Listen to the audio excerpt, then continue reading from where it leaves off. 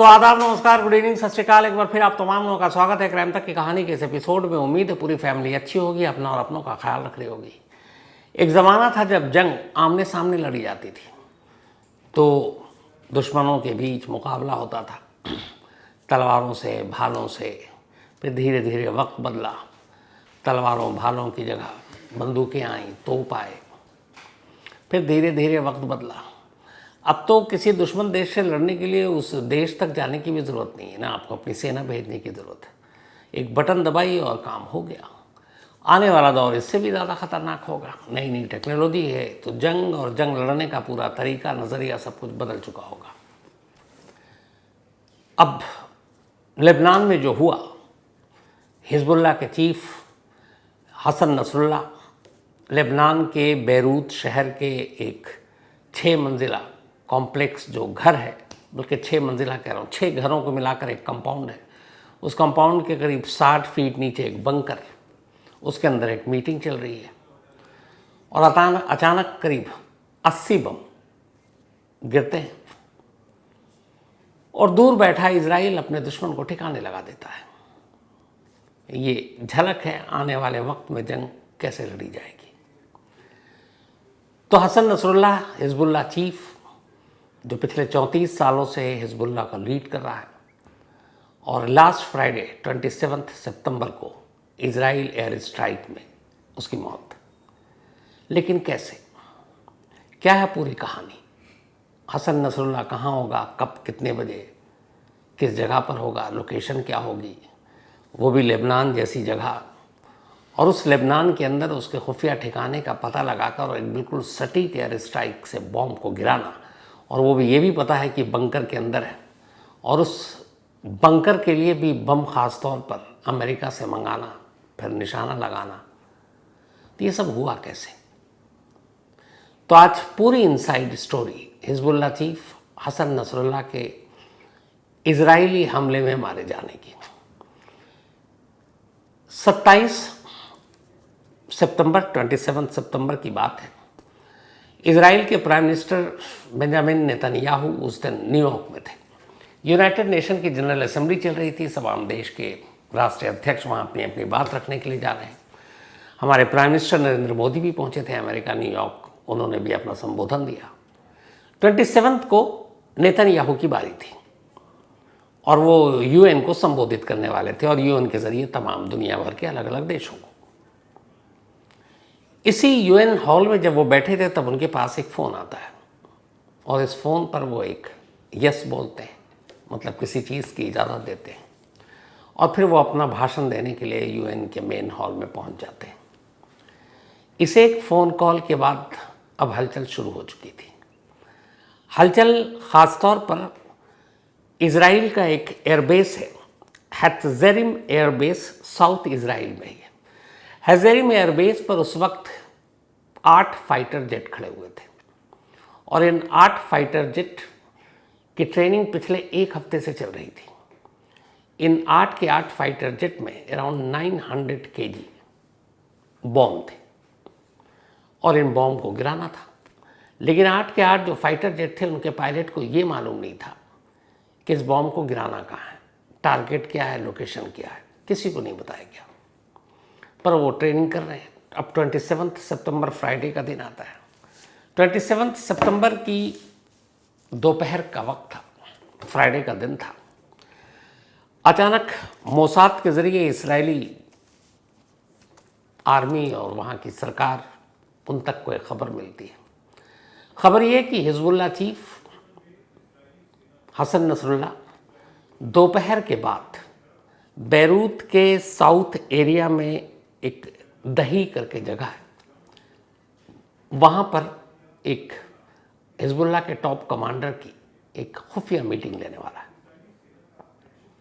Location एकदम सही बताया गया और सटीक, और फिर उसके नक्शे भी मिले और कहा गया कि यहीं पर है। 27 सितंबर फ्राइडे का दिन और आफ्टरनून में। अब ये सारी चीज़ें खबर मिल चुकी थी इजरायली सेना को, इजरायली गवर्नमेंट को, मोसाद को, और ख़बर देने वाला एक ख़ास जासूस था, एक भेदिया, जो मोसाद के लिए काम कर रहा था। लेकिन हैरानी की बात यह थी कि वो जासूस कोई और नहीं बल्कि एक ईरानी था, वही ईरानी जो हिजबुल्लाह को सबसे ज़्यादा पनाह देता है, जो हिजबुल्लाह का संरक्षक है। हिजबुल्लाह को तमाम हथियार, फाइनेंशियल मदद करना ये ईरान करता है। हिजबुल्लाह को हिजबुल्लाह बनाने में ईरान का रोल रहा है, और उसी ईरान का एक जासूस मोसाद के साथ मिलकर काम कर रहा है। पिछले कई सालों से मोसाद नसरुल्लाह का लोकेशन पता करने की कोशिश कर रही थी, लेकिन दिक्कत यह थी कि हसन नसरुल्लाह कभी सार्वजनिक तौर पर, खुले तौर पर पब्लिक अपीयरेंस देता ही नहीं था।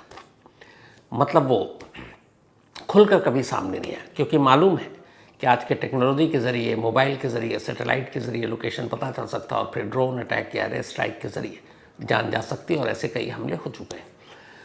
तो अब हिजबुल्लाह चीफ एक इम्पॉर्टेंट पोस्ट, और हसन नसरुल्लाह पर इससे पहले कई ऐसे अटेम्प्ट हो चुके थे। तो इसीलिए हसन नसरुल्लाह इस बात का बहुत ख्याल रखता कि कभी खुले आसमान के नीचे पब्लिक गैदरिंग या ऐसे फंक्शन में वो कभी शामिल नहीं होता। इसी से आप अंदाज़ा लगाइए कि लास्ट 18 या 18 सालों में कभी भी हसन नसरुल्लाह को किसी भी फंक्शन में, किसी भी ऐसी पब्लिक गैदरिंग में देखा ही नहीं गया। जिन लोगों ने देखा वो बेहद करीबी, बेहद ख़ास कमांडर, बस ख़ास लोग होते थे।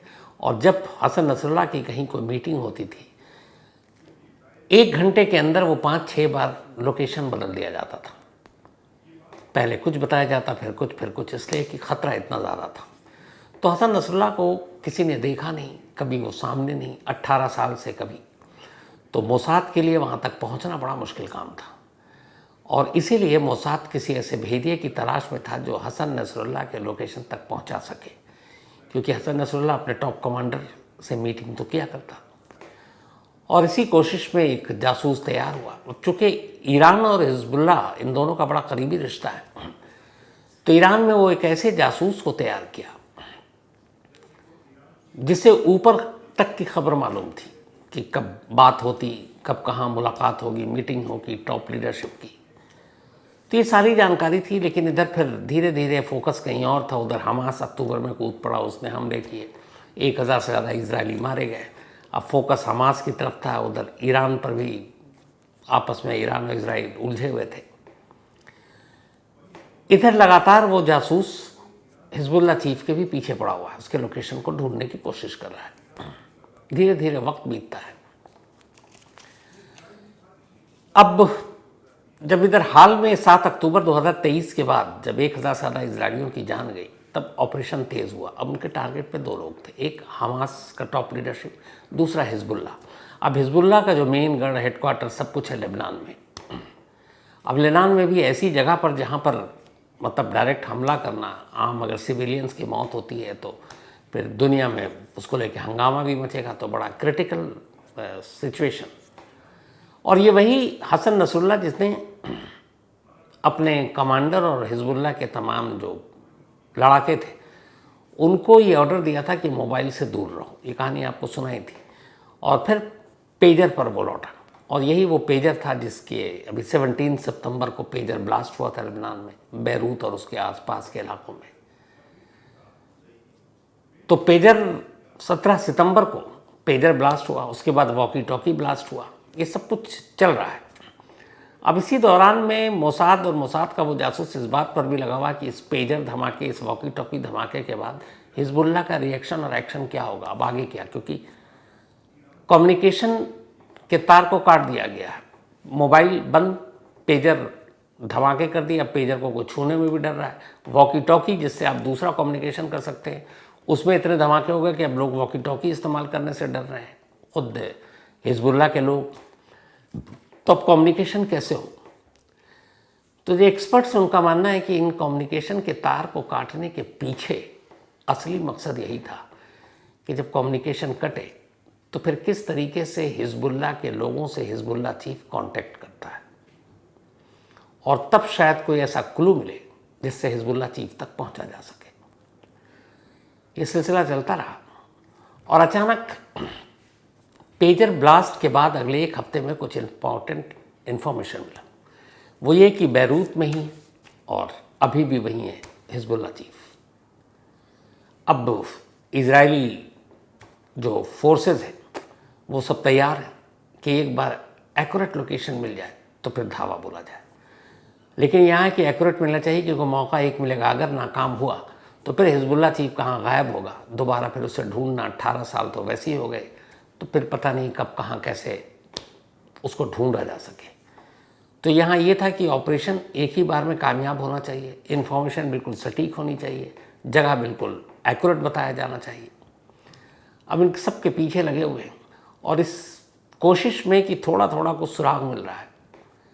इजराइल के फाइटर जेट रिहर्सल कर रहे हैं कि कहीं किसी बिल्डिंग पर बॉम्ब गिराना है। तभी उन्हें खबर मिलती है कि हिजबुल्ला चीफ जो है वो जब भी कोई ऐसी मीटिंग करता है, उसे मालूम है ड्रोन से या एयर स्ट्राइक से हमला हो सकता है, तो वो किसी घर या बिल्डिंग या किसी ऐसी जगह पर नहीं, बल्कि ज़मीन के अंदर बहुत गहरे बंकर के अंदर रहता है। कुछ बंकर ऐसे हैं जो 60 फीट गहरे हैं और उसके अंदर, ताकि बॉम्ब का असर ना हो। इसी बीच अमेरिका ने कुछ बंकर बस्टर भी एक्सप्लोसिव बना रखे थे, मतलब ऐसे बॉम्ब जब ऊपर से गिरते हैं तो ज़मीन के अंदर घुस जाते हैं और ज़मीन के अंदर घुसने के बाद तब उनमें ब्लास्ट होता है। ऐसे नहीं कि ब्लास्ट हुआ और फिर गड्ढा हुआ, नहीं, वो बॉम्ब सीधे गिरता है और सीधे ज़मीन के अंदर जाता है और ज़मीन के अंदर एक ख़ास दूरी पर जाने के बाद उस ज़मीन के अंदर उसमें धमाका होता है। तो इससे वो जो सारे बंकर हैं वो बर्बाद हो जाते हैं। मई में बाइडेन सरकार से जब ये गाज़ा में और ये सारी चीज़ें चल रही थी हमास के बाद और तनावपूर्ण माहौल, तब इजराइल ने मदद मांगी थी अमेरिका से और अमेरिका ने इजराइल को करीब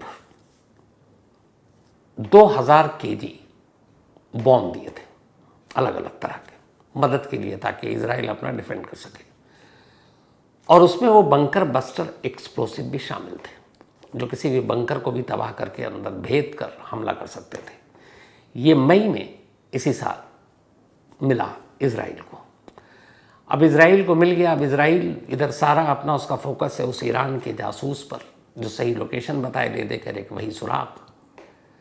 इंतज़ार किया जाता रहा। पेजर बम और वॉकी टॉकी में धमाके ने थोड़ा सा रास्ता साफ किया। अब ये हुआ कि सब बिखरे हुए हैं, सब अलग अलग हैं, कई लोगों की जान चली गई, कम्युनिकेशन का तार सिस्टम कट गया। अब कैसे क्या किया जाए, आगे की प्लानिंग क्या होगी। तो ये उम्मीद थी मोसाद को कि आगे की प्लानिंग के लिए कोई ना कोई एक टॉप लेवल की मीटिंग होगी और उस मीटिंग में हम जो हिजबुल्ला चीफ हैं वो खुद होंगे। लेकिन वो मीटिंग कहाँ होगी। अब ये सबसे बड़ा रोल था उस जासूस का जो मोसाद तक ये खबर पहुँचाए। और आखिरकार वो ईरानी जासूस, उसको अचानक पता चलता है लास्ट वीक कि फ्राइडे को बेरूत से साउथ में एक एरिया है दही, उसी दही में एक मीटिंग बुलाई गई है हिजबुल्ला के टॉप कमांडर्स की और ख़ास लोगों की। और सबसे बड़ी बात यह है कि इसमें हिजबुल्ला चीफ मौजूद होंगे। ये खबर जैसी उसे मिली उसने पास किया, मोसाद, फिर इजराइल मिलिट्री और फिर इजराइल की गवर्नमेंट तक ये बात गई। अब मीटिंग है, अभी तक टाइम और लोकेशन पता नहीं है। लेकिन फिर अचानक फ्राइडे को दोपहर के बाद उसी जासूस से ये खबर मिलती है कि ठीक आज दोपहर को, मतलब दोपहर के बाद, बेरूत के साउथ में इसी दही इलाके में एक बिल्डिंग है, 6 घरों को मिलाकर एक कंपाउंड बनाया है। मतलब एक कंपाउंड के अंदर 6 घर हैं और उस घर रिहायशी इलाका है, वहाँ लोग रहते हैं। और उसी कंपाउंड के बीच में नीचे एक बंकर है और वो बंकर 60 फीट गहरा है। और उसी बंकर के अंदर हिजबुल्ला चीफ के आने की उम्मीद है और वहीं ये मीटिंग होगी। हर तरह से क्रॉस किया गया, पता चला हाँ आज ये मीटिंग है। 27 सितंबर तारीख थी, फ्राइडे का दिन था और आफ्टरनून का वक्त। जैसे ही ये क्लियर हो गया कि इसमें हिजबुल्ला के लोग होंगे तो फिर ये मैसेज पास किया गया। इसके बाद फ़ौरन खबर दी गई उधर बेंजामिन नेतन्याहू, इजराइल के प्राइम मिनिस्टर, जो उस वक्त न्यूयॉर्क में है और न्यूयॉर्क में यूएन में शांति और बाकी चीज़ों की बात कर रहे हैं। हालांकि उस यूएन में जब उनके भाषण की बारी आई तो बहुत सारे देश जो उनके विरोधी हैं वो उठकर वहाँ से निकल चुके थे। भाषण से जस्ट पहले नेतन्याहू के पास एक फ़ोन आता है और उस फ़ोन पर उन्हें बताया जाता है इस लेटेस्ट डेवलपमेंट के बारे में कि बेरूत में आज एक मीटिंग है और ये पक्की खबर है कि उस लोकेशन पर हिजबुल्लाह चीफ भी पहुंचेगा। हमारी तैयारी हो चुकी, बस आपका इंतज़ार है। नेतन्याहू वहाँ से हरी झंडी दे देते हैं। जैसे ही वो हरी झंडी देते हैं, इसके बाद अब इज़राइल के इसी हेत्ज़ेरिम एयरबेस से 8 फाइटर जेट उड़ान भरता है। इन 8 के 8 फाइटर जेट को अभी तक पता नहीं है कि उन्हें करना क्या है, बट उन्हें मालूम है कि उस फाइटर जेट में अराउंड 900 kg बॉम्ब है और इसमें बंकर बस्टर एक्सप्लोसिव भी शामिल है। फ़ौरन खबर इस एयरबेस पर पहुंचती है, 8 पायलट तैयार, इनको उड़ान भरने को कहा जाता है। और जब ये उड़ान भरते हैं तब पहली बार इन्हें लोकेशन बताया जाता है। इन्हें कहा जाता है कि बेरूत में एक इलाका दही, और उस दही में एक कॉम्प्लेक्स, और उस कॉम्प्लेक्स या उस कंपाउंड में ठीक किस जगह पर बॉम्ब गिराने हैं।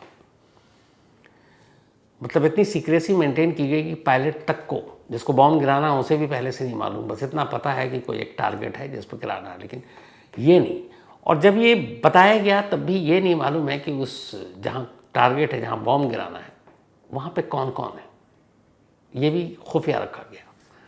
और इसके बाद ये 8 फाइटर जेट उड़ते हैं और ठीक उस कंपाउंड के ऊपर 2 से 3 मिनट के अंदर एक के बाद एक कुल 80 बम गिराते हैं, 80।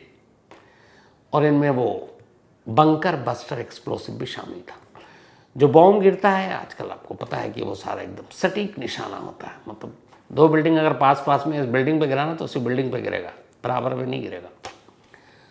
तो बॉम्ब गिरता है और उसमें वो ख़ास तौर पर चूँकि इन्फॉर्मेशन थी कि वो बंकर के अंदर और बंकर ज़मीन के बहुत नीचे है, तो वो बंकर बस्टर एक्सप्लोसिव उसी जगह पर गिरा, वो ज़मीन के अंदर गया और अंदर जाने के बाद उसमें धमाका हुआ। इस मिशन के बाद वो लोग लौट आते हैं, बाकायदा इसकी वीडियोग्राफी करते हैं। जब ये बॉम्ब गिरा तो जो बाकी बॉम्ब गिरे और ये सारी 16 फीट के करीब गड्ढा हो चुका था आसपास में, और जो बंकर बस्टर था वो तो बिल्कुल नीचे तक गया। इसके बाद आसमान में ऑरेंज कलर का धुआं छा जाता है। फाइटर जेट वापस अपने एयरबेस पर लौट आते हैं। थोड़ी देर के बाद फिर ये खबर आती है कि इस एयर स्ट्राइक में 8 लोगों की मौत हुई और 91 घायल हुए। और उसके बाद फिर ये खबर आती है जिसका इजराइल को इंतज़ार था कि इस एयर स्ट्राइक में हिजबुल्लाह चीफ हसन नसरुल्लाह और साथ में एक बड़ा कमांडर अली कराकी, इन दोनों की भी मौत हुई। यानी जो 8 लोग मारे, बल्कि 6 लोग मारे गए थे और 91 इंजर्ड। उन 6 में से 2, एक अली कराकी और एक हसन नसरुल्लाह हिजबुल्लाह चीफ, जिसके लिए पूरा ऑपरेशन प्लान किया गया था। पहले इजराइल दावा करता है लेकिन किसी को यकीन नहीं होता दुनिया को। फिर बाद में खुद हिजबुल्लाह की तरफ से यह बयान आता है लेबनान में, और वो ये कि इस एयर स्ट्राइक में सचमुच हसन नसरुल्लाह मारा गया। अब उसके बाद वहाँ बंकर और आसपास की सारी चीज़ों की खुदाई होती है, अंदर से लाश निकाली जाती है, लेकिन हर कोई लाश देखकर हैरान रह जाता है। एयर स्ट्राइक में बंकर बस्टर बम करीब 80 किलो बॉम्ब गिराए गए, बरसाए गए, लेकिन हसन नसरुल्लाह के बॉडी पर, जिस्म पर एक भी जख्म का खरोच नहीं, एक भी नहीं। तो सवाल है कि फिर हसन नसरुल्लाह की मौत कैसे हुई? बम धमाके में नहीं हुई। तो फिर बाद में पता चला कि जो बंकर बस्टर बॉम्ब मारे गए उससे एक तरह का जो धुआं और फिर आग निकलती है, और जिस बंकर के अंदर सुरंग टाइप जगह पर हसन नसरुल्लाह उस वक्त मौजूद, वहाँ तक वो गैस और धुआं एक तरह से इतना ज़्यादा हो जाता है कि सफोकेशन की वजह से, दम घुटने की वजह से हसन नसरुल्लाह और अली कराकी की मौत हो जाती है। यानी बॉम्ब से नहीं, बॉम्ब के फटने से नहीं, बल्कि उस बॉम्ब के धुएं और दम घुटने से। इसलिए कि जो वेंटिलेशन कुछ था नहीं, और जहाँ से बॉम्ब आया उसके बाद सारी चीज़ें मट्टी वट्टी गिरी और वो धुआं अंदर रहा, बाहर निकलने का कोई रास्ता था नहीं, और इस तरीके से दम घुटने की वजह से हिजबुल्लाह चीफ की मौत हुई। तो कमाल देखिए कि 80 किलो बम का इस्तेमाल किया गया, लेकिन मौत हुई तो दम घुटने की वजह से। अब दुनिया ये सवाल कर रही है कि आखिर वो ईरान का जासूस कौन है जिसने इजराइल और मोसाद को ये खबर दी और इतनी सटीक खबर दी। तो ईरान भी अब उसकी तलाश कर रहा है, हिजबुल्ला भी उसकी तलाश कर रहा है, मोसाद या इजराइल तो साहे बताएगा ही नहीं, जाहिर सी बात है, क्योंकि वो उनके लिए उसने काम किया है। तो अब कोशिश जारी होगी कि उस जासूस को ढूंढा जाए। लेकिन हसन नसरल्लाह की मौत के बाद, इससे पहले जो 7 अक्टूबर को हुआ, अब ये है कि पूरे इजराइल और मिडिल ईस्ट एक बार फिर से सुलग चुका है। अब ये इधर से फिर बदला, उधर से फिर बॉम्ब, मालूम नहीं ये सिलसिला कब तक चलेगा। पिछले कुछ सालों में अगर देखें तो ईरान, बल्कि इराक और सीरिया, ये सारे जंग के बारे में हम लोग सुनते सन्नाते रहते थे, बगदादी और ये। अब इधर लगभग 1-2 साल हो गए सिर्फ इजराइल और बाकी मिडिल ईस्ट के देश, यहीं सब कुछ चल रहा है। मतलब पूरी दुनिया में शांति से लोग रहें, हर एक कोई खुश रहे, ऐसा एक साथ नहीं हो पाता। कहीं ना कहीं दुनिया के किसी देश में कुछ ना कुछ होता ही रहता है। तो ये थी आज की कहानी और उस पूरी प्लानिंग की कहानी, जिसको एक ऐसे जासूस ने अंजाम दिया, और वो उस देश का जासूस जिस देश के साथ हिजबुल्लाह के सबसे बेहतरीन रिश्ते। ऐसा भी होता है। तो ये थी आज की कहानी। कहानी ख़त्म करो उससे पहले वही अपना सिलसिला। आज पूर्वी मेहता, इनका बर्थडे है, तो हैप्पी बर्थडे पूर्वी, और थैंक यू सो मच। साथ ही श्वेता शर्मा का भी आज जन्मदिन है, तो हैप्पी बर्थडे श्वेता। और ये प्रतीक पचौरी जी की बहन है, सुरीन शाह, इनका भी आज जन्मदिन, तो हैप्पी बर्थडे सुरीन। और ईशान शाह के ब्रदर हैं ये, thank you so much. Phoolchand भाई प्रजापति जी का भी आज जन्मदिन है, तो हैप्पी बर्थडे फूलचंद भाई प्रजापति जी। और ये ध्रुविन प्रजापति जी के पिताजी। सीमा का भी आज बर्थडे है, तो हैप्पी बर्थडे सीमा। और ये गुप्ता सिंह एंड सीमा जी का बर्थडे है, और ये गुप्ता सिंह जी की बिटिया हैं, और हेमंत सक्सेना जी की वाइफ है सीमा जी। जयंत श्रीवास्तव का भी आज जन्मदिन है, तो हैप्पी बर्थडे जयंत। और ये नीतू पिंजारा ने भेजा है। इसके अलावा शानू थलवाल, इनका भी जन्मदिन है, हैप्पी बर्थडे शानू, ये भेजा है अजय बग्याल ने है। साथ ही ऊर्जा गुप्ता, इनका भी आज जन्मदिन है, तो हैप्पी बर्थडे ऊर्जा, और ये भेजा है आद्या देवांगन एंड देवी प्रसाद जी ने। तो आज की कहानी में इतने ही। अब आपसे मुलाकात होगी कल रात 9 बजे किसी नई कहानी के साथ। तब तक अपना और अपनों का ख्याल रखिएगा। Thank you very much.